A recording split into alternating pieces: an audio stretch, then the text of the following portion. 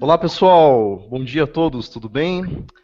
Boas-vindas a todos que estão conectados conosco nesta manhã de quarta-feira. Eu, Alexandre, né, sou o editor da revista Mundo Geo, coordenador dos eventos Drone Show. Dou as boas-vindas a todos, muito obrigado a todos que se inscreveram e a todos que já estão conectados conosco. Tá? Eu estou aqui em Curitiba, onde fica a sede da Mundo Geo, onde fica localizada a equipe Drone Show também. E hoje o tempo mudou, até estava comentando com o palestrante Jorge, né? Antes da gente começar a transmissão, que o tempo mudou aqui em Curitiba hoje, eu estou olhando pela janela aqui. Continua muito quente, né? Afinal é verão, mas hoje está chovendo, tempo muito úmido aqui. Enfim, pessoal, sem mais delongas, duas boas-vindas a todos, obrigado a todos que já estão conectados. Somos já 730 pessoas, aumentando esse número, né? As pessoas começam a se conectar, a lembrar do webinar, né? Lembrar da inscrição que fizeram. Então, desejo a todos vocês um excelente evento, uma excelente palestra online. Eu vou aqui compartilhar minha tela para dar alguns recados iniciais, antes da gente começar, tá? Daí eu já vou passar a palavra ao palestrante de hoje, que já está lá preparado com a sua palestra. Bem, pessoal, esse é o primeiro evento do Drone Show de 2016, tá? 27 de janeiro. Então, no ano passado a gente fez várias palestras online gratuitas, né? Antes foram um aquecimento para o Drone Show, para a primeira edição da feira Drone Show, que aconteceu lá em São Paulo, né? Nos dias 28 e 29 de outubro. Então a gente fez várias palestras online, convidando as pessoas, mostrando um pouquinho sobre os drones, o que elas podem fazer por cada um, né, que pretende trabalhar aí com drones ou que já trabalha. Então o tema de hoje que a gente selecionou é mapeamento com drones, conceitos, coleta e processamento. A dinâmica é muito simples, pessoal, essa ferramenta ela é muito interessante, ferramenta de transmissão de palestras, né, então a apresentação vai consistir na palestra, né, na tela e no áudio. Vocês irão ver a tela do palestrante, assim como estão vendo a minha apresentação agora, e poderão ouvir o áudio, certo? A gente tem uma ferramenta de chat, né, de perguntas e comentários, então fiquem à vontade, tá, pessoal, para mandar todas as suas dúvidas para nós.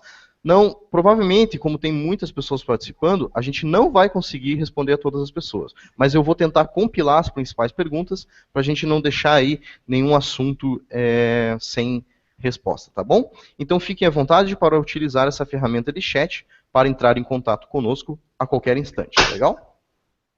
Alguns lembretes, esse seminário então vai ser gravado, tá? Já está sendo gravado, e essa gravação vai estar disponível a todos vocês, e também para quem não participou, vai estar disponível, tá? Depois de algumas horas aí do fechamento do webinar, tá? A gente vai mandar por e-mail essa gravação a vocês ainda hoje, tá bom?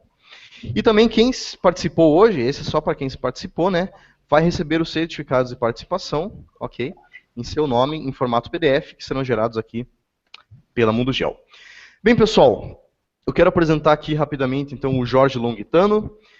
Jorge, muito obrigado por aceitar esse convite, tá? Primeiramente, o Jorge, ele vai estar com os eventos Drone Show neste ano. Ele vai estar aqui em Curitiba com o primeiro curso, né? Abrindo aí os eventos Drone Show do ano, né? Aqui nos dias 9 e 10 de março. Também vai estar em São Paulo com um curso sobre mapeamento com drones, então hoje é só uma prévia aí, né, dos assuntos deste tema, tá? O Jorge é fundador e diretor da G-Drones, empresa localizada lá em São Paulo, na cidade de São Paulo, né? Ele é geógrafo pela USP e mestre em geoprocessamento pela USP, tá? O Jorge atua com pesquisa e aplicações de drones desde 2005, então ele já tem uma ampla experiência aí que vai começar a compartilhar conosco hoje, né? Pessoal, uma grande novidade então, não sei se vocês já viram no e-mail que eu mandei, desde hoje de manhã, né, eu estou anunciando essa promoção, a gente conseguiu uma condição bem especial para participar de qualquer atividade do Drone Show 2016. O que são essas atividades? São os cursos em Curitiba, para quem ainda não sabe, a gente vai ter uma pequena exposição aqui em Curitiba, nos dias 9 e 10 de março, tá? E essa promoção também vale para os cursos de São Paulo, né, para o evento nacional, o Drone Show Nacional, que vai acontecer de 10 a 12 de maio, tá?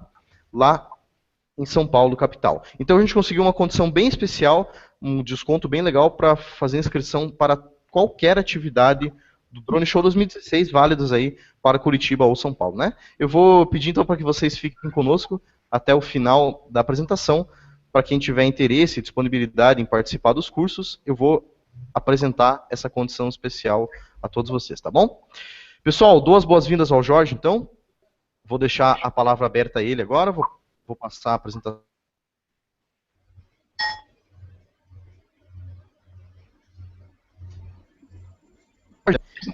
Falhando um pouquinho, desculpa.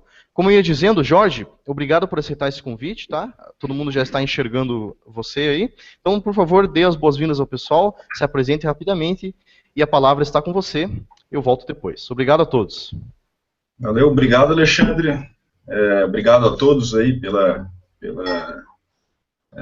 atenção que estão aqui dispensando. E acho que como a gente tem pouco tempo, a ideia é, nesse tempo aí, mostrar o máximo de conceitos sobre mapeamento com drones e mostrar algumas práticas de forma bem rápida também nos softwares de processamento.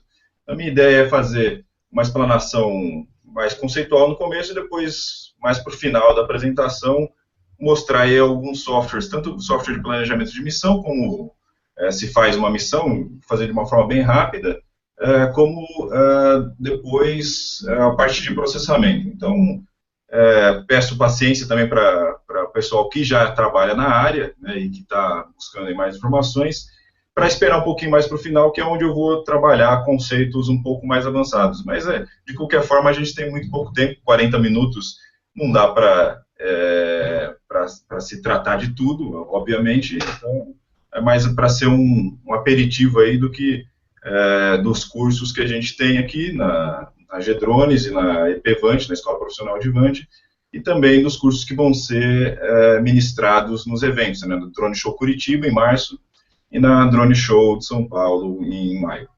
Vou colocar aqui minha apresentação.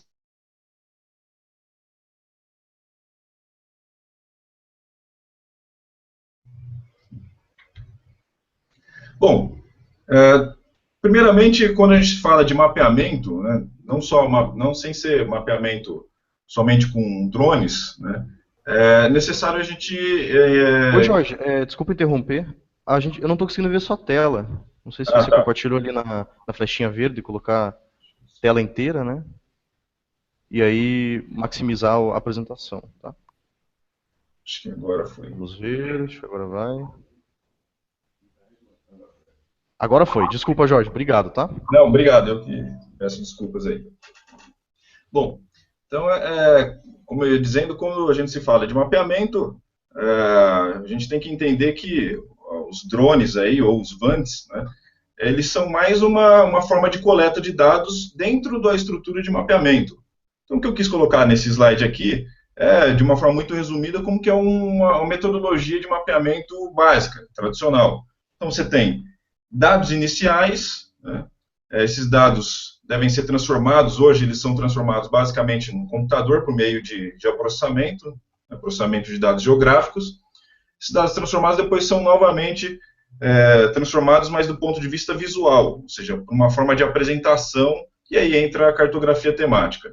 Então, o levantamento de dados por meio de drones, né, seria mais uma plataforma de sensoramento remoto que estaria aqui no início, né?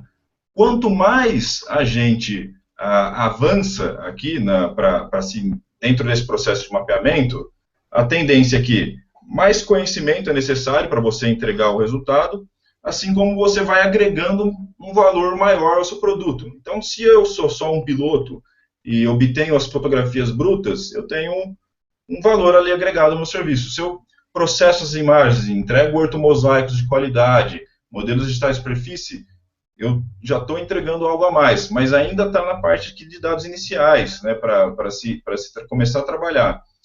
Quando eu começo a extrair informações desses dados, né, e mais do que isso, preparar relatórios e apresentar eles em forma de mapas, né, em formas de cartas topográficas, eu estou adicionando ainda mais conhecimento e ainda mais um valor, estou agregando ainda mais valor ao meu produto.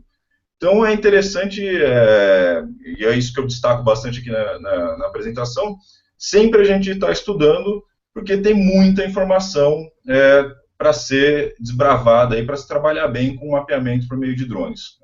Então, de uma forma bastante resumida aí, tem uma série de disciplinas associadas e que são necessárias a gente ter pelo menos algum conhecimento, né, da interface deles com esse tipo de trabalho, de mapeamento com drones. Então entra cartografia, geoprocessamento, sensoramento remoto, fotogrametria, topografia, geoestatística, ciência da computação, tem uma série de áreas do conhecimento tradicionais já, que já existiam antes, obviamente, de se trabalhar com mapeamento por meio de drones, e tem todo aí um arcabouço teórico, metodológico, conceitual, que é importante de a gente entender para trabalhar melhor.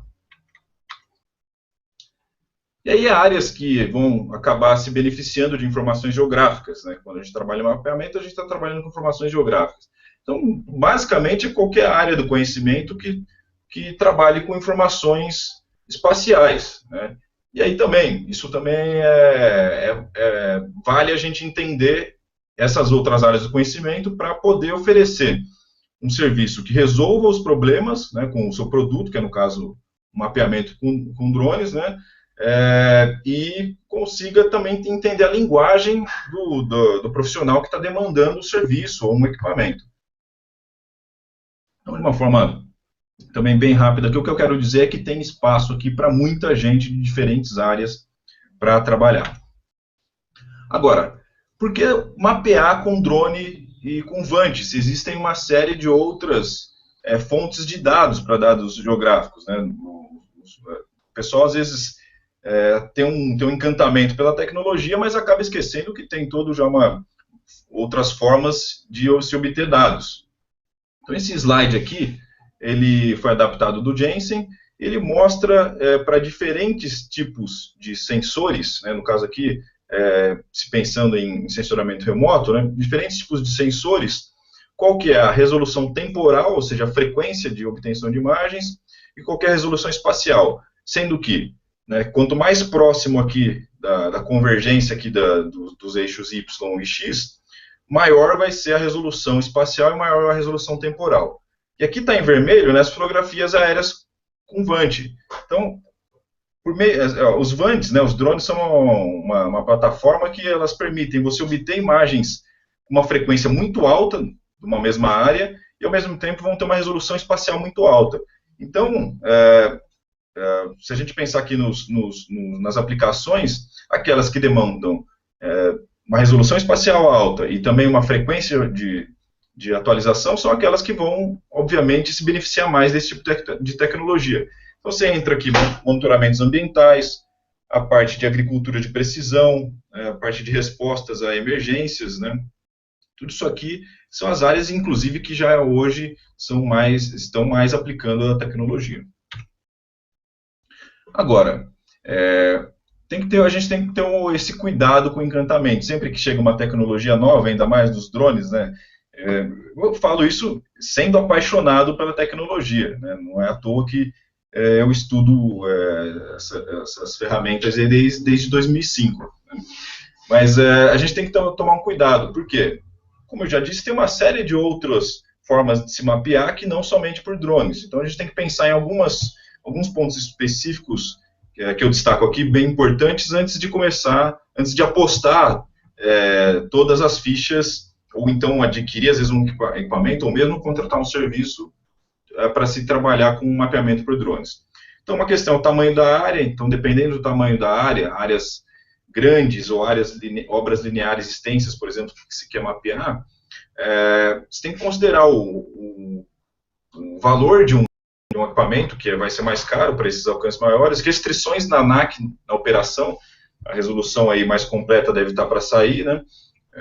Mas o que se espera é que há uma série de restrições, ou seja, para voos fora de visada, então vai ter que ter uma documentação maior, fora que o custo computacional no processamento das imagens, ele também é mais elevado. Você precisa ter uma máquina boa, tanto para processar, gerar os mosaicos, quanto depois para fazer análise e novos processamentos para gerar mapas a partir das imagens. Trabalhar sempre também, lembrar dos erros, distorções e da acurácia que é gerada no mosaico ortoretificado, no modelo digital de superfície. Daqui a pouco eu vou falar um pouco mais disso. E dos riscos de panes e quedas. É necessário ter cuidado na operação desse tipo de equipamento. As aplicações mais usuais, né, atualmente, aí, como eu já disse, agricultura de precisão, a parte ambiental, de monitoramentos ambientais, a parte de monitoramento de obras, no ensino e pesquisa, e acho que a tendência, e a gente tem visto isso inclusive na mídia, né, a Mundugel faz um papel muito importante em divulgar a tecnologia e trazer novas informações, então a gente vê cada dia aí tem aplicações novas sendo desenvolvidas. A tendência é que isso cresça muito e cada vez tenha mais aplicações consolidadas. Bom, legal. Feita essa introdução, eu já entendi o que eu quero. Dependendo da aplicação, eu vou utilizar um drone, um VANT para mapear, né?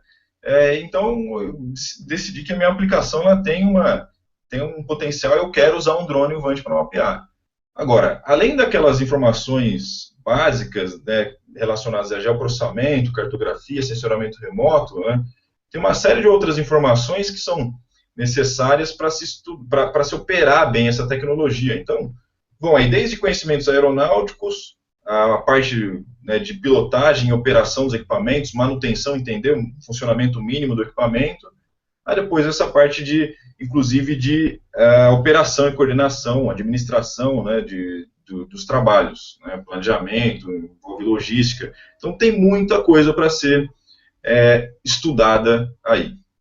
E a forma de se começar, acho que com qualquer trabalho, né, com qualquer nova tecnologia, é estudar bem ela. Bom, além do conhecimento, é óbvio, né, você precisa de coisas físicas para trabalhar. Então, o próprio drone ou o VANT para adquirir as imagens aéreas e para processar as imagens para gerar os ortomosaicos georreferenciados e os modelos digitais de superfície, vai precisar de um bom computador, né, e um software específico de processamento de imagens de VANT. Então, citei aqui um computador mínimo, né, que seria com um processador i7, uma placa de vídeo boa, 16 GB de memória RAM, é um computador para começar a trabalhar, né? E softwares do tipo PhotoScan, o Pix4D, que são softwares específicos para processamento de imagens de drones, né? Agora, uma tendência, isso hoje tem vários serviços interessantes, bons de processamento na nuvem. Então você não precisa, aí, nesse caso, ter um bom computador ou um software mesmo para processar em loco. Você processa na nuvem, você manda as fotografias e aí esses sistemas depois processam e te mandam depois já os produtos, os mosaicos, modelo digital de superfície prontos. Então, citei alguns aqui, né? Tem o Drone Map, que é nacional, até é um parceiro nosso, e outros aqui que são internacionais, como Maps Made Easy, por exemplo. Agora, isso é para geração de ortomosaico georreferenciado e modelo digital de superfície. A gente tem que lembrar que, depois, para extrair informações, processar, gerar mapas, né, representações, tem uma série de outros softwares que podem ser utilizados. Softwares livres, gratuitos ou softwares pagos. Tá? Bom, legal. Agora, qual plataforma usar? Aqui eu coloquei algumas fotos só para ilustrar. A diversidade que se tem de plataformas também é isso. Cada dia, hoje, a gente vê uma nova plataforma. Então, tem coisas desde pipas, né? Isso não é coisa nova. Tem relatos aqui de 1890 de câmeras ocupadas em pipas, né? Até equipamentos de uso militar de quase 40 metros de envergadura e algumas dezenas de milhões de dólares, brinquedos de $60 e coisas estranhas que as pessoas montam aqui, como o Catcopter aqui. Aqui também, esse slide é para mostrar só a diversidade que a gente tem de drones, isso aqui vai crescendo cada dia. Agora, o que é imprescindível, né? O que a gente indica para se trabalhar com um drone para mapeamento, né? Pelo menos esse drone ele tem que ser capaz de realizar voos automáticos, né? Voos seguindo linhas de voo, para se fazer um recobrimento aerofotogramétrico, né? O pessoal que é da área entende bem isso, o pessoal que não é da área, que está começando, é importante entender bem isso aqui, né? É possível gerar mapas sem voos automáticos? É possível, você pendura uma câmera pode ser qualquer plataforma, inclusive pipas, né, como eu disse, tirar várias fotos, desde que elas tenham recobrimento entre elas, é possível você ter noções de profundidade por meio de estereoscopia, né? E aí é possível que os softwares processem e gerem os mosaicos e os modelos de superfície. Só que é uma forma muito ineficiente de se trabalhar, né? Porque você não tem noção de qual que é o recobrimento durante o voo e você pode, inclusive, cometer erros na pilotagem ali. Então, é necessário que o voo seja feito automático. Na aerofotogrametria convencional, se indicava que o recobrimento entre fotos tinha que ser de 60%, né, o overlap entre uma mesma faixa, e normalmente 30% entre faixas, né, o side lap. Isso é bastante importante frisar, né, que para voos obtidos com VANTs, que são obtidos a alturas mais baixas, né, com câmeras de pequeno formato, então os softwares eles exigem, normalmente necessitam de pelo menos 60% de recobrimento também no side lap, entre as faixas. Tá? Aqui é só para exemplificar e depois explicar como que é feito, como que os softwares de planejamento de missão, eles calculam qual que é a altitude de voo necessária e a distância de uma faixa entre outra para obter um GSD, né, obter uma resolução em solo. Isso aqui o pessoal que é da área também já está cansado de ver. E aí, de acordo com a altitude, vão ter resoluções, né, GSDs diferentes, né, para essas diferentes altitudes. Lógico, isso dependendo da câmera do sensor que vai ser utilizado também. Tá? Bom, agora, de uma forma mais objetiva, né, o que eu tenho que pensar para definir qual equipamento comprar ou o serviço de qual empresa contratar que utiliza, né, qual plataforma de drone que ele vai atender ao meu projeto. Tem que pensar primeiro na aplicação, é a aplicação que vai determinar esses requisitos. Né? Então, o tamanho das áreas de mapeamento, né, o tipo, os temas ou os alvos, né, que eu vou mapear, tá? E as condições ambientais de operação vão ser determinantes para escolher depois plataforma, alcance, autonomia, né, o recobrimento de áreas para o voo, tipo de decolagem e aterrissagem, se é vertical, né, ou não, se é possível fazer operações autônomas, né, ou automáticas, o tipo, tamanho de vante, as implicações desde a parte de logística para se levar o equipamento a campo, envolvendo também a parte de normatização da ANAC, né, a capacitação profissional que vai ser necessária. Então, há equipamentos que são mais fáceis de operar, outros que são um pouco mais difíceis, e os sensores que eu vou querer utilizar para trabalhar, para extrair informações da minha área. Então, hoje, isso tem também aparecido cada dia sensores novos específicos para drones, então, câmeras multiespectrais, câmeras termais, hiperespectrais, radar, né? Hoje já tem uma gama muito grande de sensores já específicos para drones, mas a integração do sensor com o drone não necessariamente é uma coisa bem resolvida. Há casos de equipamentos, dependendo da placa controladora, que isso pode ser mais fácil ou mais difícil, ou mesmo também dependendo do porte do sensor, se ele for maior, mais pesado, há equipamentos que não são capazes de carregar. Bom, então, em relação ao sensor, isso aqui também é introdutório, né, para quem é da área já está cansado de ver, mas o pessoal que está chegando na área, é importante frisar. Por que é importante a gente ter opções de sensores diferentes? Porque o sensor ele vai captar uma radiação, seja ela refletida, né, ou emitida, sendo um sensor passivo ou ativo, né, pela superfície da Terra. E aí, de acordo com o material, a superfície, a cobertura da Terra, há sensores que vão captar melhor esses alvos e vai ser possível você distinguir coisas nesses alvos de uma forma mais eficaz ou não. Então, a gente sabe que o espectro eletromagnético é composto por uma diversidade de frequências ou de comprimentos de ondas. O que a gente enxerga é só uma pequena parte, e aí você tem sensores que são voltados para captar essas diferentes partes, seja o que a gente enxerga, seja o que a gente não enxerga, para estudar a superfície terrestre. Aqui, como eu estava dizendo, mostra aqui curvas de reflectâncias de diferentes objetos, diferentes materiais. Então, de acordo com o material, ele tem um comportamento diferente em relação à reflexão, né, e a diferentes comprimentos de onda. Então, de acordo com o que eu quero estudar, eu tenho sensores que estão aqui imaginando comprimentos de ondas diferentes e vão ser mais adequados para a minha aplicação. Um exemplo clássico é para estudos da vegetação, em agricultura, por exemplo, né? É fundamental que eles captem o infravermelho próximo, porque é onde a vegetação sofre uma grande variação aí, né? De acordo com o seu estado sanitário, do tipo de vegetação, né? Do tipo de cultivo, da sua fase de desenvolvimento, se há algum estresse que ela está sofrendo, isso aí vai ser respondido nessa faixa do infravermelho. Depois você tem aí operações para conseguir ressaltar essas variações.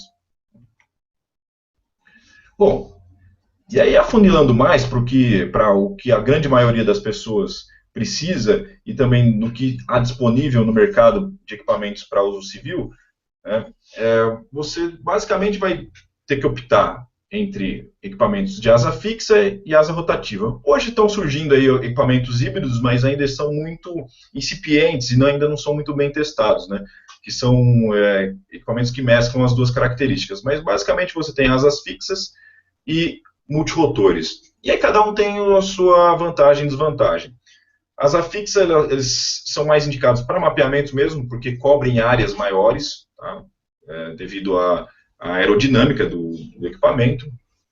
Enquanto que multirotor, ele cobre áreas menores, porque a autonomia de voo é menor, porém, a operação ela é mais fácil, porque é um equipamento que para no ar, né, pousa e decola verticalmente, né, e também você consegue decolar, né, e também você consegue obter informações de forma que você não faz com o avião. Então, você para no ar, você consegue girar o equipamento, consegue, por exemplo, inspecionar estruturas, né, fazer modelos de estruturas, de monumentos, coisas que você não faz com o equipamento asa fixa. Então, você tem as vantagens e desvantagens de cada equipamento aí. Tá? Aqui é uma tabela comparativa de equipamentos que nós comercializamos, né, da G-Drones. Tá? Então, aí é sempre importante pesquisar bem e verificar coisas como tamanho de área que cada equipamento cobre, autonomia de voo, né, essas questões de operação. Isso aí é bastante importante na hora de se adquirir um equipamento. Tá? Então, a gente tem equipamentos hoje como o G-Quad, que é equipamento a partir de 14.850, né, ele completo para mapeamento, que faz 20 hectares, e tem 14 minutos de voo, e o Gestra VM, que voa mais de 2 horas, faz mais de 1.000 hectares por voo, e equipamento de quase 40 mil reais, tá? Equipamentos sempre completos para mapeamento. Bom, legal, então falei bastante aí sobre a parte conceitual, quero ver na prática. Obviamente que a gente não vai conseguir fazer um voo aqui demonstrativo, mas a parte de planejamento de voo e de processamento de imagens é possível a gente dar uma olhada aqui. Bom, no planejamento de voo, no caso dos equipamentos nossos, né, a gente utiliza softwares que são softwares livres. Tá? Então, o Mission Planner para Windows, então qualquer pessoa pode pegar, baixar o software aí e fuçar nele, ver como que ele funciona para aprender, recomendo para quem está começando, né? E o Tower, que é um aplicativo aí para Android. Né? Então, são todos esses dois programas aqui são gratuitos, então recomendo para quem quiser ver como que funciona, vamos ver que é bastante intuitivo, baixar esses softwares aí. Tá? Vou abrir o Mission Planner. Então, esse aqui é o Mission Planner, isso aqui é a interface de dados de voo, onde a gente acompanha normalmente o voo, né? A gente acompanha o horizonte artificial, velocidade do equipamento, altitude do voo, né? Tem uma série de informações aqui que são apresentadas, né, a nível de bateria, né, nessa interface aqui. E a gente vai vendo também o equipamento, como ele está em relação ao plano de voo traçado. Para se planejar os voos, a gente vem aqui em Flight Plan, vai clicar com o botão direito do mouse, vai clicar em Draw Polygon, tá? E aí você vai adicionando pontos no limite desse polígono, pode mover eles aqui. Tá? Então, essas formas não precisam ser formas regulares, podem ser formas irregulares. Tá? na hora de fazer um plano de voo. Depois vou clicar, uma vez que tem o limite da área que eu quero mapear pronto, vou clicar de novo com o botão direito. Vem aqui em Auto WP, né, o Auto Waypoints, vem Survey. Tá? E aí ele gera já um plano de voo para cobrir aquela área com recobrimento aerofotogramétrico. Então aqui, aí tem uma série de opções, você vai escolher qual que é a câmera, o sensor que você está utilizando. Né? Então, você vai escolher a altitude de voo, o ângulo das faixas de voo, isso é bastante importante, porque dependendo da condição de voo, por exemplo, para asa fixa, né, o que é recomendável? Para ventos mais fracos, né, o equipamento ele ir enfrentando e depois contra e depois a favor do vento, né, para ventos mais fracos.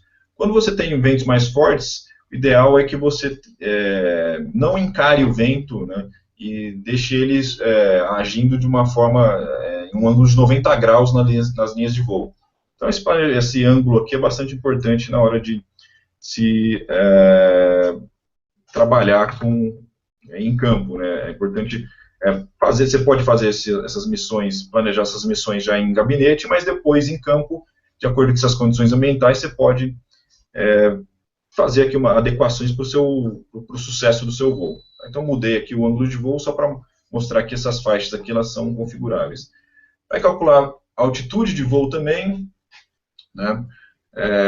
Você pode depois escolher o overlap, o sidelap da obtenção de fotografias aqui, então, por exemplo, 50%, 60% está colocado aqui. Se eu colocar um sidelap maior, por exemplo, para 80%,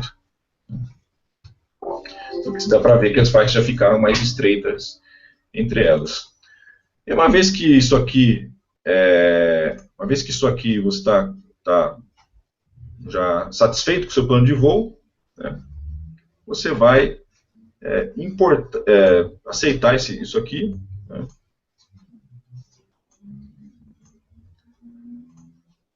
e depois vai exportar isso aqui para o seu drone. Então, normalmente o computador ou um tablet, no caso do Android, vai estar ligado com a telemetria. Então, de forma sem fio, remota, você vai colocar aqui, escrever os waypoints, né, na memória do drone. E depois você vai baixar uma chave no controle para o equipamento fazer esse plano de voo. Tá? Então, eu expliquei muito rapidamente, óbvio, a gente não tem muito tempo. Eu recomendo que o pessoal que queira aí baixe o software para aprender a mexer e fuçar em casa. E é assim que a gente aprende, né?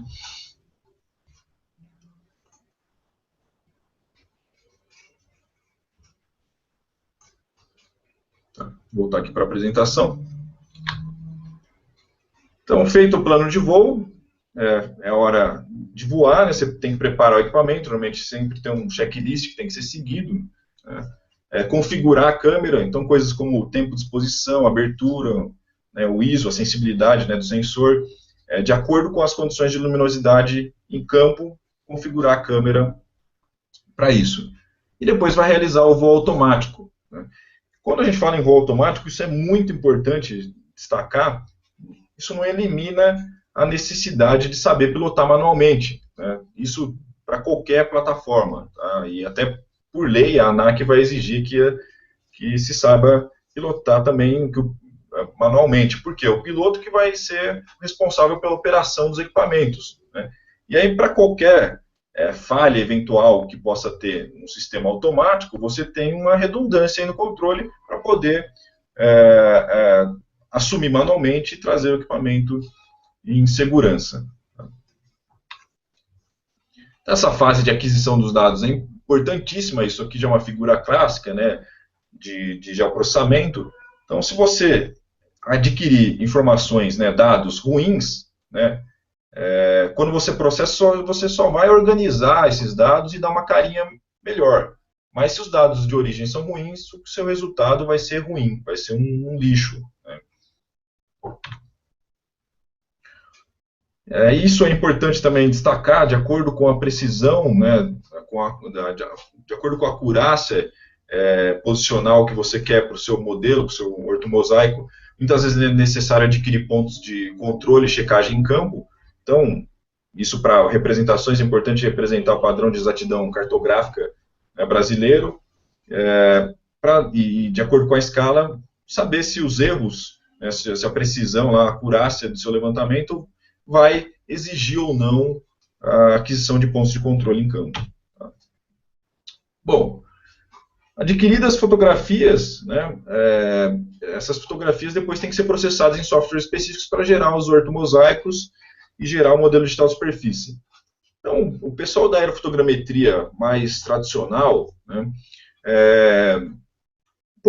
sempre me questiona, né, né, os drones, eles têm voos que eles não são muito estáveis se comparado com aeronaves tripuladas, né? Então, os ângulos de inclinação das fotografias sofrem variações, há problemas como deriva, uma série de problemas aí no voo, né? E as câmeras que são utilizadas são câmeras descalibradas, são câmeras de pequeno formato. Como que o equipamento vai me dar um resultado de qualidade se os dados de origem vão estar sob essas condições, né? Qual que é o milagre, né? Se a gente pode dizer assim. A questão é que a gente tem hoje novos softwares, né? Como eu falei, o PhotoScan ou o Pix4D são softwares que eles usam na parte de visão computacional para detecção de pontos homólogos, né? Equações novas, equação SIFT, né? Para detecção de pontos homólogos, a calibração de câmera em tempo real. Então, são softwares que fazem isso e aí, a partir disso, conseguem dar resultados que antes eram inimagináveis para essas condições de aquisição de fotografias. Tá? Bom, vou abrir também o PhotoScan aqui.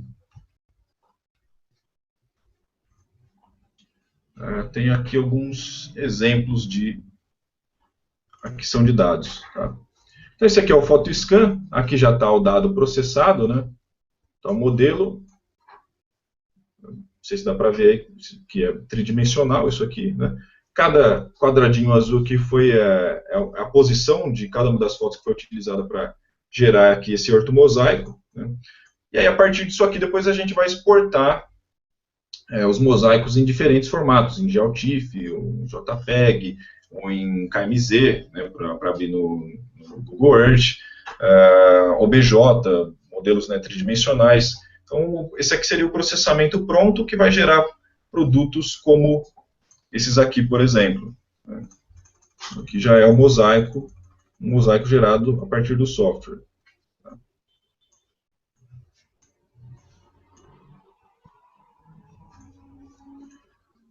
No software aqui, como que é feito o processamento? Ele é muito intuitivo. Basicamente, você tem que seguir a workflow aqui, né? Então, seguindo aqui de cima para baixo a sequência aqui, né, você vai conseguir gerar os resultados. Tá? Agora, bom, como eu disse, software, né, tem interfaces automáticas, tanto o software de processamento, de planejamento de missão, quanto esse software aqui de processamento. Então, você tem... A interface é muito fácil, ela é muito amigável, né, você consegue processar, gerar planos de voo, depois processar com uma certa facilidade. A questão é que sempre há possibilidade de problemas, de erros, você tem que entender o que você está fazendo para gerar os resultados de acordo com a aplicação, né? Mas, basicamente, aqui, em termos de processamento, é seguir aqui a sequência. Você vai primeiro adicionar as fotos, alinhar as fotos, gerar uma nuvem de pontos, né? Depois criar uma nuvem de pontos de alta densidade, fazer um mesh, adicionar textura, para aí gerar ortomosaicos e aí exportar os produtos, né? Então, na sequência, o que é gerado, né? Então, é o alinhamento das fotos, né? Uma nuvem de pontos mais rala, né? Menos densa, depois a nuvem de pontos mais densa, né? Mesh, e depois o modelo texturizado. Então, fiz aqui essa sequência. Lógico, aqui já está processado, por isso que foi abrindo rápido. Esse processamento, normalmente, dependendo do tamanho da área, demora aí algumas horas. Tá? Então, aqui tem alguns outros exemplos de áreas que nós mapeamos, né? Que já com a câmera NGB. Tá? Só mostrar algumas dessas áreas aí, dessas áreas de imageamento.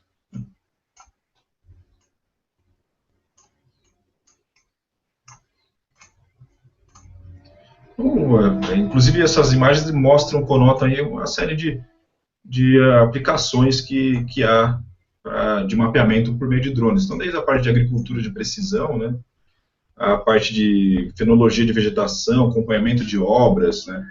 Um caso recente que a gente até vai colocar aqui é para fazer modelos tridimensionais de monumentos, de fachadas de prédios. Então, a gente fez aqui, tem homenagem ao aniversário de São Paulo, que a gente pegou o Monumento às Bandeiras e fez um modelo dele fazendo por meio de um tipo de voo que a gente gera aqui, né, nos nossos equipamentos, né, que é o Structure Scanner. Então ele voa em volta do equipamento para gerar esse tipo de modelo aqui. Tá? Já uma área urbana, ou feito para defesa civil, né, por isso que foi realizado. Então, quis passar rapidamente aqui só no PhotoScan. Vou voltar aqui para a apresentação. Bom, aí depois de processadas as imagens, isso é importante se mensurar, né, avaliar a acurácia posicional. Esse aqui é uma tabela síntese de um trabalho feito pelo pessoal do NPM, que foi exposto no simpósio brasileiro de sensoramento remoto do ano passado, né, que eles compararam o imageamento com a posição só por meio do GPS do equipamento ou da câmera, né, gerando ortomosaico, depois gerando ortomosaico com 5 pontos de controle e depois o ortomosaico com 10 pontos de controle. Isso para um voo feito a 100 metros de altura, com GSD de 2 centímetros. Então deu para ver aqui que mesmo um voo feito somente com um mosaico feito somente com a posição do equipamento, dado pelo GPS do equipamento ou da câmera, na obtenção das fotografias, você consegue ter erros aqui, né, que são bastante aceitáveis para escalas de até 1:1000. Né? Então, dependendo da aplicação, isso já é o suficiente. Dependendo da aplicação, você vai precisar colocar aí pontos de controle. Né? Então, aqui para um ortomosaico sem pontos de controle, você teve aqui um erro médio de 2 metros, erro posicional. Né? Enquanto que com pontos de controle, esse erro vai para 8 centímetros, mais ou menos, o erro médio. Então, dependendo aí da aplicação, como eu disse, vai ser necessário colocar pontos de controle ou não. Independente disso, é importante fazer essa avaliação aqui para entregar um serviço de acordo com a aplicação desejada. Bom, legal. Agora, eu falei somente até agora da parte de geométrica, né, para obtenção dos ortomosaicos. Aqui eu vou passar muito rapidamente, né, até porque o nosso tempo também está acabando, tá? Alguns processamentos em imagens ou em informações matriciais que são básicos e é importante a gente estudar isso também para depois poder extrair informações temáticas, né, das imagens e gerar mapas, gerar relatórios, gerar informação a partir dos dados. Tá? Então, são alguns exemplos, os mais comuns aqui, né? Então, tipo de operação de álgebra de mapas, em que você tem diferentes planos de informação, ou diferentes bandas, no caso de imagens aí. O exemplo desse tipo de operação é a geração de NDVI, né? A geração, por exemplo, de mapas de declividades, né? Você tem operações aí focais, que pegam o entorno de um pixel para gerar um novo valor de um pixel central, né? Então, esse é um tipo de operação focal que é para se gerar declividade a partir de modelos digitais do terreno. Né? Uma coisa que eu esqueci de falar, que acho que é importante voltar aqui, né, é que no caso dos modelos que são gerados, né, pelos softwares, eles são gerados normalmente modelos digitais de superfície. Né? que aí você precisa fazer processamentos para gerar o modelo digital do terreno, ou seja, classificar, né, o modelo separando aquilo que são construções e a parte vegetal para ele fazer novas interpolações e considerar somente o que foi obtido de informação, né, do terreno, e não de construções ou de outras estruturas que estão recobrindo ali o terreno. Para a topografia isso é bastante importante, né? Bom, mas voltando lá. Então, a partir do terreno, depois você consegue gerar esse tipo de mapa, de declividade, por exemplo. Outros tipos de processamento que são bastante comuns também, que é para geração de faixas no entorno de estruturas, né, como faixas de APP, ou zonas de amortecimento no entorno de áreas de conservação, né, a operação global, que aí você obtém distâncias a partir de uma estrutura ou de um pixel central. Tá?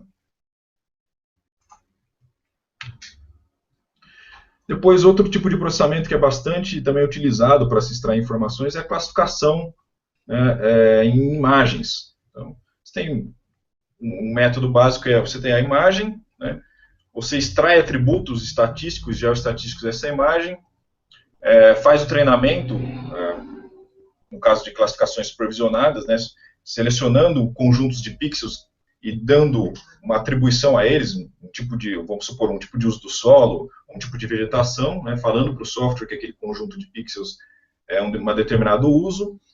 Aí depois, a partir do espaço de atributos e um tipo específico de classificador, é gerado um mapa de forma automática. E aí tem diferentes classificadores que vão separar com maior ou menor eficiência os pixels no espaço de atributos. Então, só mostrar alguns exemplos aqui. Lógico que a gente não tem tempo para se alongar muito, né? Mas é importante a gente estudar isso quando a gente está extraindo informações das imagens. Processamentos do tipo como segmentação também, bastante utilizado, né, para separar classes, né, dentro de uma mesma imagem. Tá?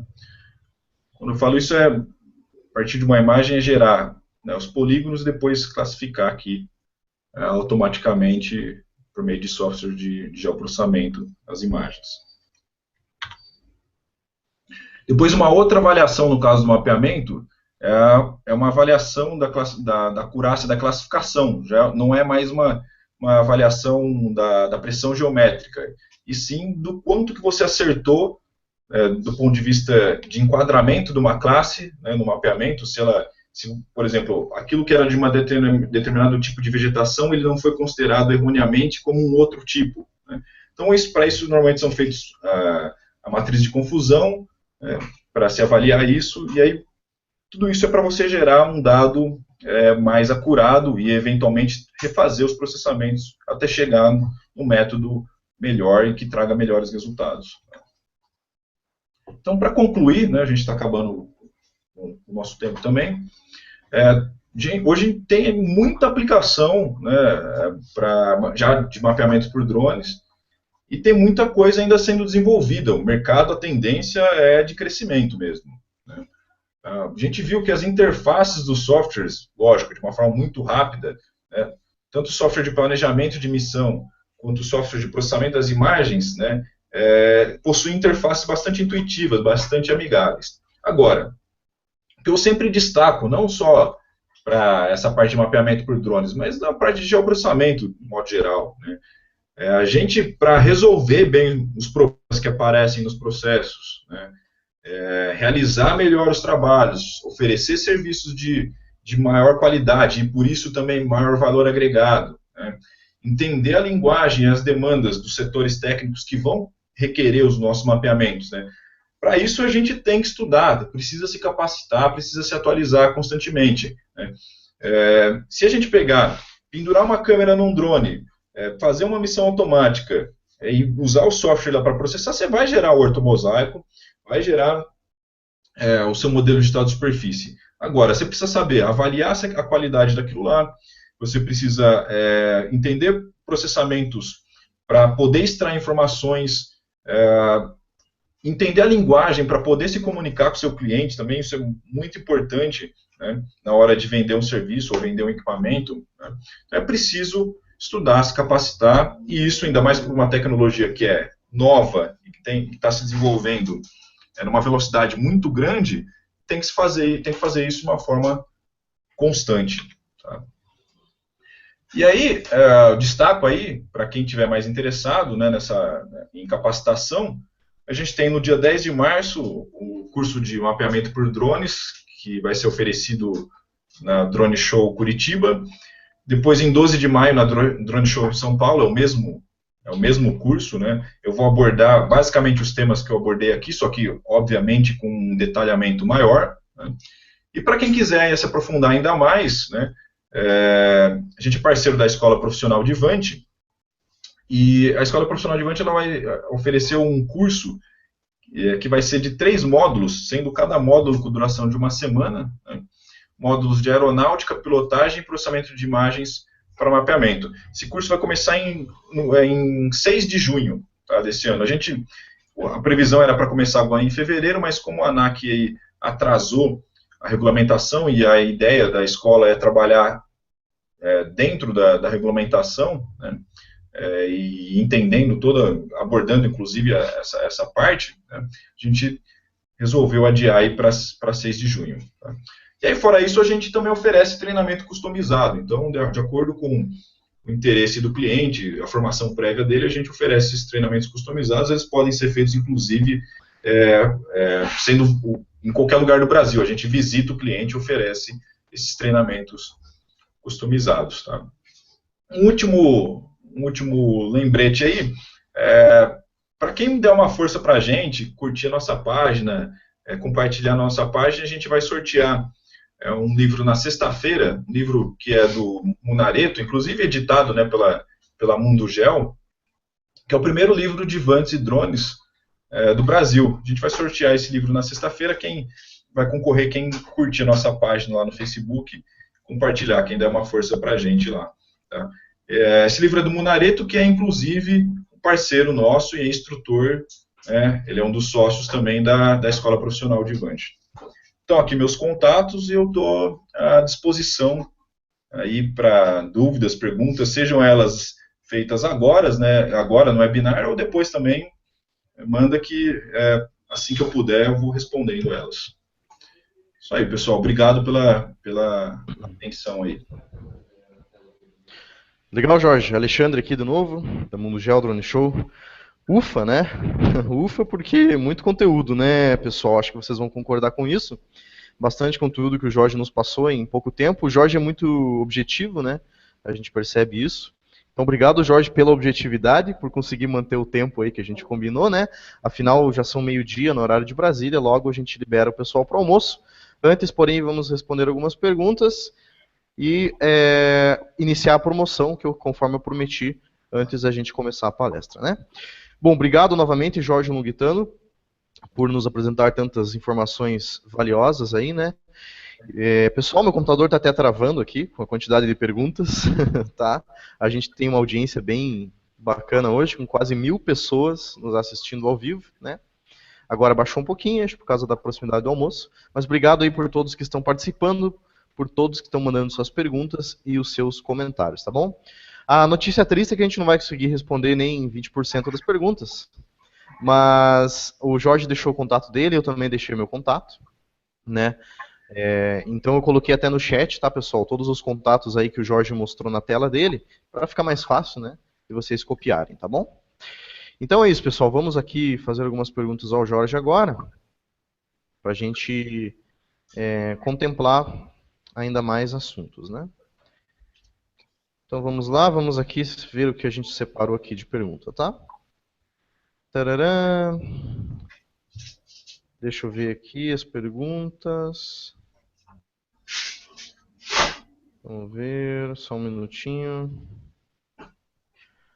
Olha só, Jorge, tem muita pergunta de custo, né? Eu acho que essa é uma pergunta que que vocês com certeza vão ter as respostas no Drone Show, né? Conversando com pessoas, com empresas, com empresários, com profissionais, né? Mas, por exemplo, o Pierre gostaria de saber qual o custo médio de um drone de asa fixa, para o mapeamento de uma área extensa? Essa é uma dúvida muito recorrente, né, Jorge? O que a pessoa precisa de estrutura e também em termos de drone, né, para fazer um mapeamento de uma área média a grande, né?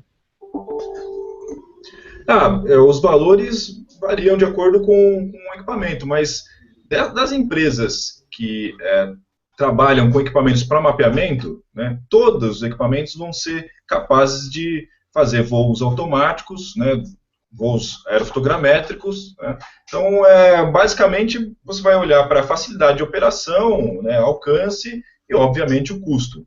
Nós temos equipamentos, né, completos, que envolvem desde a câmera, carregador de bateria, case de transporte, curso online, né, a partir de 23.850. Tá? Agora, vai depender do sensor. Se o cliente ele desejar um outro tipo de sensor que não a câmera convencional que vai no equipamento, esses custos vão crescendo. Né?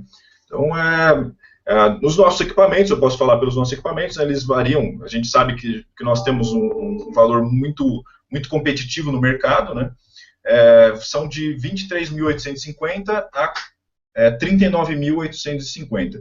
Talvez a gente tenha que subir um pouco por causa do dólar aí que está disparando, mas essa é a faixa de preço aí. Equipamentos completos. A única coisa que não acompanha normalmente é o software de processamento. Isso é uma coisa que é importante também de estar atenta, e a gente vai indicar aí para o cliente de acordo com o perfil dele, né?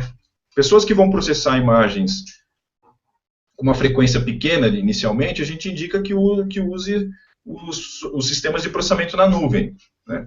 Pessoas que já vão ter um volume grande de processamento, adquirir um software.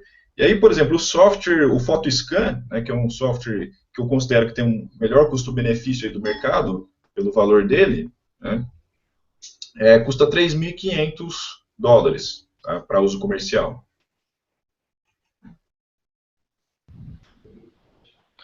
Perfeito, Jorge. Obrigado pela resposta, bem objetivo, de novo. Obrigado mesmo. Enfim, pessoal, acho que a resposta ficou bem bacana, né? O pessoal está elogiando aqui, tanto a resposta como a palestra do Jorge, né? Então, obrigado de verdade, Jorge. Vou pedir só para você, para a gente melhorar um pouquinho a dinâmica do nosso bate-papo, para você desligar o compartilhamento, Jorge, ali naquela flechinha verde, novamente, tá? Tá. Vai melhorar um pouquinho a dinâmica aqui. Beleza? Isso aí, cara. Agora o pessoal está enxergando você. Okay. Vamos lá, então, mais uma perguntinha. A Caroline aqui falou que é aluna de Engenharia Cartográfica aqui da Universidade Federal. Gostaria de saber se vocês já utilizam drones para realizar monitoramento de grandes estruturas e como estão esses resultados. Enfim, falando de aplicação, né, Jorge? Sim. Nós ainda não fomos contratados para fazer esse tipo de trabalho de monitoramento de estrutura. Entretanto, né, a gente fez até para ser um case e divulgar a empresa, né, a gente fez recentemente aí o modelo, até mostrei no PhotoScan, né, o modelo do monumento às bandeiras, que tem na frente do Ibirapuera, né, que é de São Paulo, que provavelmente já passou em frente dele. Né. Então, esses softwares, né, de processamento de fotografias, basicamente você tem que ter recobrimento entre as fotos para ele gerar um 3D do objeto. Né? E aí, para isso, você tem estilos de voos diferentes. Então, por exemplo, quando é uma estrutura, você tem que voar no entorno dela em diferentes altitudes e com a câmera inclinada. Não é aquele voo com a câmera no nadir, né? Com a câmera no vertical para obtenção de imagens. Então, os equipamentos nossos, multirotores, fazem já automaticamente esse tipo de voo, então a gente consegue fazer sim esse tipo de trabalho. Embora, né, nós não fomos ainda contratados para fazer. Entre em contato com a gente, e ela falou que ela é estudante, né, também. A gente tem diversas parcerias, porque está no sangue nosso, né, eu vim da área de pesquisas, foi como eu comecei, né, a trabalhar com drones, para depois chegar na aplicação. Né. Então a gente tem uma série de parcerias aí com o Unesp, com o Unicamp, né, com o Instituto Federal, para gerar imagens para pesquisa. Então a gente faz ou preços especiais, ou só cobra a logística. Entre em contato com a gente, porque a gente também quer testar, e isso aí é troca, né? A gente sempre aprende com com a academia, e a gente gera casos, mostra que é possível fazer casos, e a gente, com isso, ganha em venda de serviços, equipamentos, né? Para a gente é interessante. Bacana, Jorge. Obrigado pela resposta. Muito boa mesmo. Obrigado também. Estou tendo um retorno aqui, Guilherme. Tá. Tudo bem. Obrigado pela resposta, Jorge. Obrigado também, Caroline, pela pergunta. Jorge, pode baixar um pouquinho o volume? Estou tendo um retorno aqui. Aí, acho que melhorou, cara. Melhorou? Valeu. Melhorou. Bom, eu queria entrar um pouquinho no assunto sensores, né? Tem várias perguntas sobre sensores, como por exemplo aqui a Ilana gostaria de saber qual o melhor sensor para mapear áreas maiores que 1.000 hectares. O Felipe pergunta quais opções que vocês trabalham para drones que comportam câmeras multiespectrais, né? E qual a faixa de preço desses equipamentos. Tinha mais uma pergunta aqui também sobre câmeras Canon, que eu acabei perdendo. Mas enfim, acho que você poderia partir dessas duas, Jorge, pode ser? Tá. Bom, primeiro em relação ao sensor, né, o que vai te dar diretrizes para escolher um sensor é mais a questão da informação espectral e o tipo de dado que você quer coletar, o tipo de aplicação sua. Então, por exemplo, se é para agricultura, que é bastante comum, né, é interessante você ter sensores multiespectrais e que captem a faixa do infravermelho próximo. Isso que é o mais importante, não seria a questão do tamanho da área, né? Lógico, se você quer somente imagens no colorido, no visível, né, imagens RGB, aí você tem que estar atenta, né, principalmente para a resolução da câmera, né? Porque aí você, de acordo com a altura do voo, você vai ter uma determinada resolução e de acordo com a resolução da câmera. Então, para cobrir áreas maiores, é necessário voar mais alto, porque aí as faixas de voo elas podem ser mais distanciadas entre elas, ou seja, o side lap não precisa ser tão grande. E aí por isso é interessante, para uma mesma resolução espacial, ter câmeras com uma resolução maior, ou seja, câmeras com 20 megapixels para cima. Tá?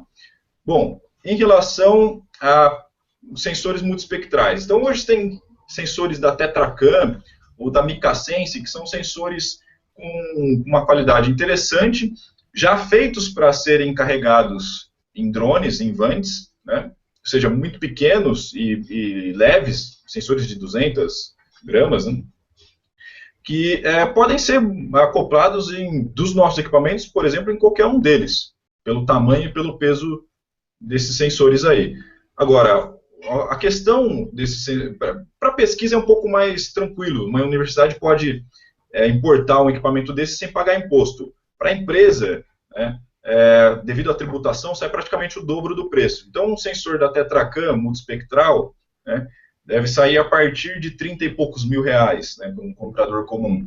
E um da Micasense, a gente até oferece esse tipo de sensor, né, é cerca de 60 mil reais, 60 e poucos mil reais, né, vai depender da cotação do dólar. Então, muitas vezes o sensor ele é mais caro do que o próprio drone. Para sensores hiperespectrais ou laser, LiDAR, né, certamente os valores dos sensores, que aí são de algumas centenas de milhares de reais, né, custam mais caro do que o próprio drone, do que a própria plataforma.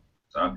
Acho que sobre câmera Canon, talvez eu estou inferindo aí, estou tentando adivinhar a pergunta, mas é muito comum as câmeras Canon nos drones de mapeamento. Isso tem um porquê, porque elas são mais hackeáveis. Tá? Então a maioria das empresas utilizam essas câmeras porque você consegue mexer em uma série de configurações delas, aí, por isso que se utiliza câmeras Canon. Tá? Uma boa parte das empresas utilizam essas câmeras aí, mas não é uma regra. Tá?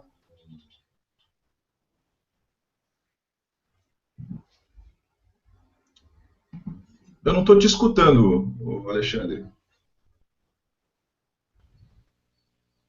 Desculpa, eu esqueci de ativar o som.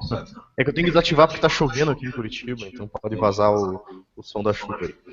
Bom, sobre a câmera Canon, o Renato tinha perguntado aqui, né, que ele acredita que elas são economicamente acessíveis, né? Tipo a Canon S110, né, que não são mais fabricadas.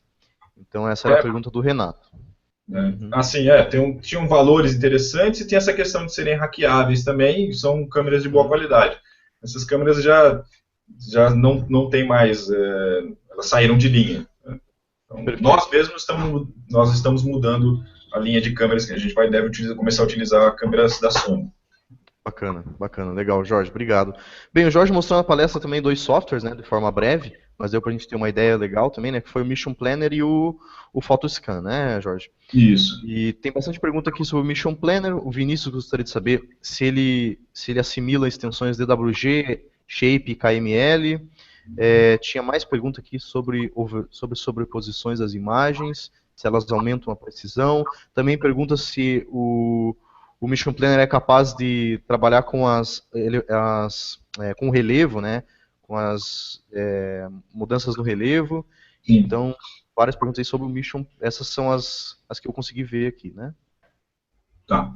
Sobre o relevo, né, é uma extensão, você consegue colocar modelos digitais do terreno, e aí ele Uhum. vai gerar, né, a missão considerando esse modelo aí. Agora, é preciso tomar bastante cuidado, né, na hora de você importar esse modelo, porque você precisa ver aí o elipsoide de referência do modelo, se é o mesmo que você vai utilizar depois, né, no plano de voo, porque eventualmente há discrepâncias, né, de altitude de acordo com o elipsoide que você vai utilizar. Questões de resolução também. Então, por exemplo, áreas que são escarpadas ou que têm uma declividade muito alta, né, um modelo digital do terreno, por exemplo, do SRTM ou do Aster, eles podem eventualmente não pegar, captar bem essas variações do terreno e o equipamento pode de repente colidir com o terreno. Então é possível, mas é necessário ter esses cuidados. Sobre a importação, né, de limites de áreas, né, no Mission Planner, sim, é possível você importar, né, desenhar um limite fora, né, em KML, por exemplo, né, Shape até, e depois transformar e importar no Mission Planner, além de desenhar nele mesmo. Tá? Tinha mais alguma questão sobre o Mission Planner ou eram essas? Sim, Jorge, perfeito a resposta. Tá, era bem nessa linha mesmo as perguntas. Mais duas aqui, uma do Felipe e outra do Edson. O Felipe gostaria de saber se o Mission Planner é compatível com qualquer ou a maioria dos modelos de drones. E o Edson gostaria de saber se ele precisa de internet durante a operação, né? Como que é feito o controle. Acho que vou deixar para o Jorge responder, né? Sim, sobre a questão da internet, não, você precisa da internet somente para baixar a imagem de fundo, né, dele que você utiliza como referência tal para fazer o seu plano de voo. Mas uma vez que você baixou essa imagem, você pode desconectar da internet e levar o equipamento para campo, aquela imagem está lá tá na memória do computador, você pode gravar, inclusive, essa imagem. Então, você não é dependente da internet para trabalhar com Mission Planner. Você vai precisar da internet para baixar a imagem de fundo. Tá? Isso vale também para o Tower, que é o aplicativo de Android. Tá? No caso dos equipamentos nossos, a gente já manda ele com um tablet e com o Tower instalado. Tá? Qual que era a outra pergunta? Só um pouquinho, deixa eu gatar ela aqui. Bom, uma era sobre a internet, né? E a outra era se o software é compatível com todos os drones. Ah, não, não. O Mission Planner, né, ele é um software livre, aberto. Tá? Ele foi desenvolvido para controladoras, né, também de desenvolvimento aberto, desenvolvidas com base em Arduino. Né, para APM inicialmente e depois para Pixhawk. Né, e no caso, nós utilizamos essa placa controladora. Então não é todo, por exemplo, os Phantoms, né, que são da DJI, né, que é uma marca chinesa, eles não são compatíveis nem com o Droid Planner, né, com o Tower, nem com o Mission Planner. Tá? Importante. Agora, Perfeito. tem fabricantes que têm sistemas próprios, né, também, Uhum. sistemas fechados próprios. A gente acha bastante interessante essa questão de ele ser aberto, até porque muita gente utiliza ele e com isso ele foi bastante testado, ele tem sido bastante testado, é um software bastante robusto, a gente não tem problema com ele. Perfeito. Antes da gente continuar, fazer a última pergunta para o Jorge, eu quero mostrar minha tela. Guilherme, confirma se minha tela está aparecendo, por favor. Tá? Bem, pessoal, eu acabei de ver o horário aqui, acabei me perdendo um pouquinho no horário, né? Então agradeço a todos que estão conosco ainda hoje, conectados ainda, prestando atenção. Antes que as mais pessoas saiam, eu quero passar a condição especial que eu prometi, né? De 10% de desconto para todas as atividades do Drone Show, tá? Tanto Curitiba e São Paulo. O Guilherme aqui da Mundo Gel me avisou que o site Drone Show tá lento, né? Não sei se é pelo número de acessos aí, pode ser que seja, né? Afinal, muitas pessoas devem estar acessando lá para ver a programação. Mas essa condição é válida até o dia 31, tá? Então, se vocês não conseguirem fazer a inscrição hoje, pode fazer aí por mais 4 dias, tá? Então é o seguinte, pessoal. Contextualizando e explicando certinho, né? O Drone Show Nacional vai acontecer em São Paulo, né? Que é uma feira muito grande, muito ampla, né? Um centro de convenções bem amplo, tá? Durante 3 dias, a feira vai ser de 10 a 12 de maio, tá? Lá em São Paulo, no Centro de Convenções Frei Caneca, tá? Mas antes disso, a gente vai ter uma edição regional do Drone Show, que vai ser aqui em Curitiba, um pouquinho menor, né? Vão acontecer alguns cursos que vão acontecer em São Paulo, vão acontecer em Curitiba também, porém vai ser uma exposição menor, né? Numa área menor, lá no Instituto de Engenharia do Paraná, né? Aqui no centro de Curitiba, tá? E esses 10% de desconto, válidos para vocês aqui do webinar, valem para todas as atividades do Drone Show, tá? Tanto seminário quanto curso e também por ingresso na feira lá de São Paulo. A feira aqui de Curitiba, como ela é menor, ela é gratuita, né? Não vai precisar pagar, vocês podem vir, vão ser bem-vindos para conversar com os empresários, né? E com profissionais do setor, tá? Mas esse desconto, então, vale para qualquer curso e qualquer atividade também para a feira lá de São Paulo, tá bom? O Drone Show Curitiba vai acontecer nos dias 9 e 10 de março, ok? Aqui no centro de Curitiba, no Instituto de Engenharia do Paraná. Então, para você fazer a inscrição é muito fácil. Acessa lá a página de inscrições do Drone Show, coloca o seu CPF, a sua data de nascimento, e lá quando pedir os dados financeiros, você seleciona webinar e digita Drone 10 em letra minúscula, tá? É válido somente até o dia 31 de janeiro, pelo seguinte, porque o pessoal do sistema lá não conseguiu fazer isso valer mais, tá? Por causa da troca de preços que vai acontecer no dia 31 também. Então, é válido somente até o dia 31. Então, se você puder fazer sua inscrição ainda no final do mês, né, fica aí essa dica que é bem interessante, tá? Daqui a pouco eu mostro o site. Só quero fazer a última pergunta aqui para o Jorge, tá? Jorge, vou agradecendo desde já a sua participação. A gente já está com o horário um pouquinho avançado. Eu que agradeço pela oportunidade e atenção. Valeu, Jorge. Valeu. A última pergunta era sobre uma pergunta que a gente já vem tentando responder. A gente já vem tentando responder há muito tempo, que não é simples de responder. É sobre se os drones vão substituir a fotogrametria convencional, tá? Eu sei que não é fácil responder, essa pergunta é do Arcélio, né? Então eu gostaria de saber a sua opinião, Jorge. Tá? Você que está, enfim, não está há muito tempo aí apresentando webinars conosco, eu gostaria que você compartilhasse a sua opinião sobre esse assunto. Olha, para algumas aplicações, eu creio que pode substituir, ou já substituiu, né? Mas para monitoramento, imageamento, mapeamento de áreas maiores, né, você não pode comparar, né, a capacidade ainda de mapeamento desses equipamentos, pelo menos o que a gente tem hoje mais comum de uso civil, né, equipamentos pequenos, né, de até 25 quilos, quando muito. A maioria dos equipamentos são de até 5 quilos, né?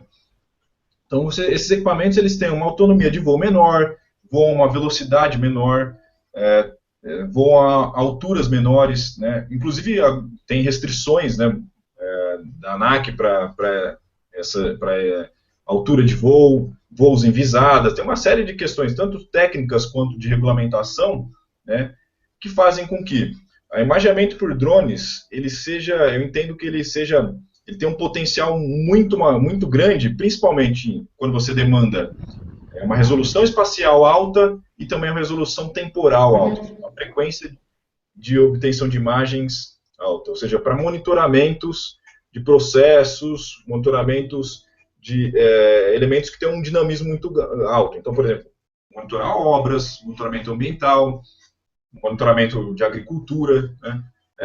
Então, eu acho que vai substituir, já substituiu em algumas aplicações, inclusive, não só a parte de aerofotogrametria de aeronaves tripuladas, quanto também, em partes, a parte de levantamento topográfico em solo, para algumas aplicações. Então, exemplo, a obtenção de volumetria de pilhas, de material ou de cortes, né?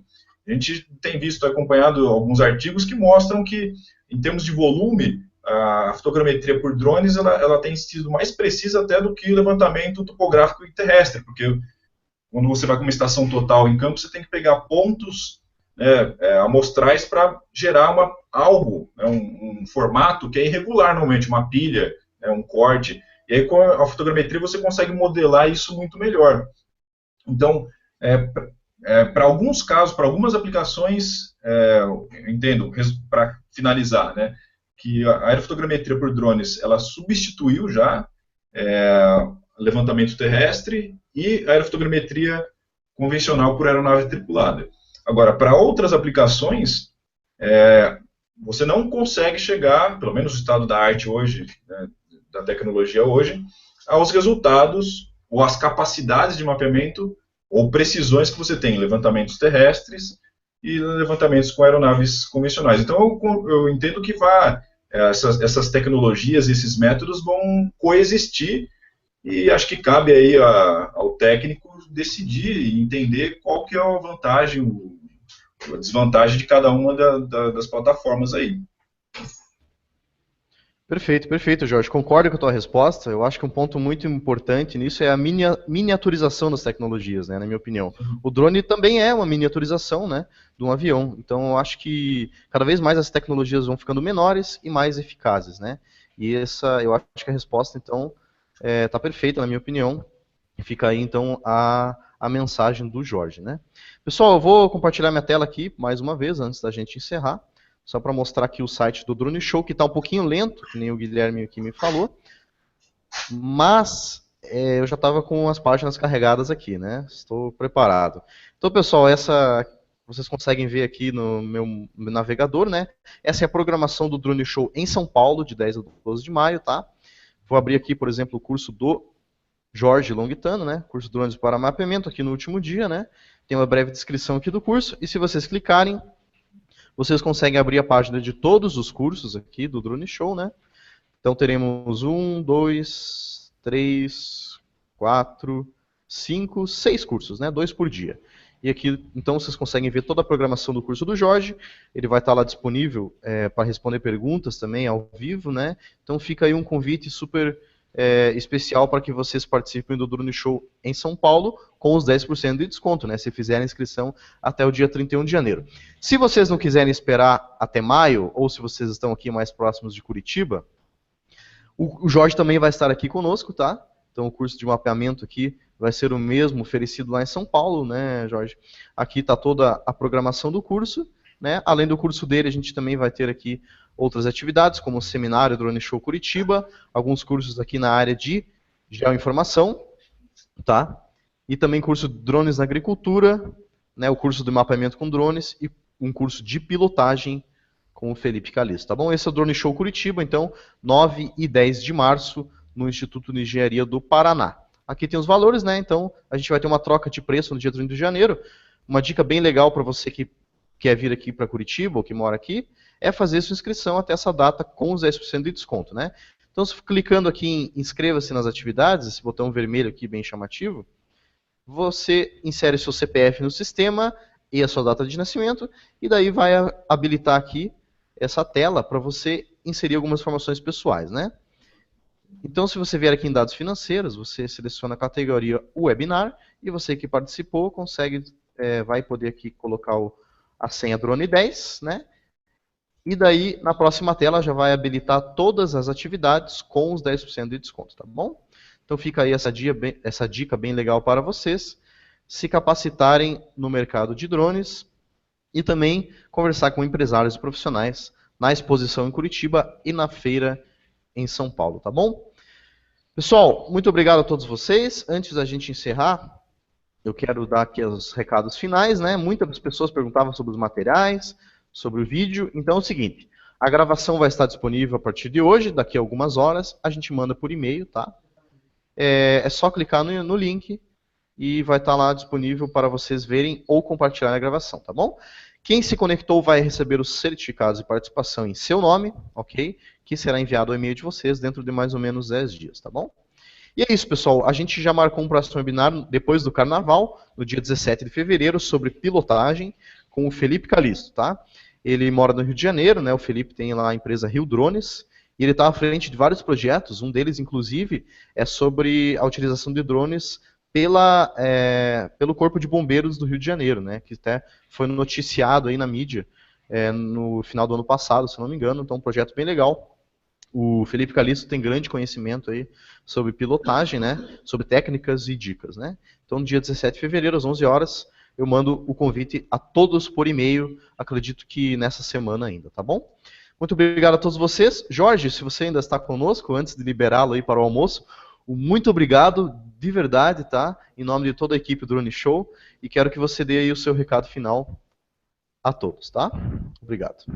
Eu que agradeço pela oportunidade, né? Espero fazer mais vezes aqui o webinar, e aguardo o pessoal em Curitiba, em São Paulo, ou mesmo aqui na G-Drones, né?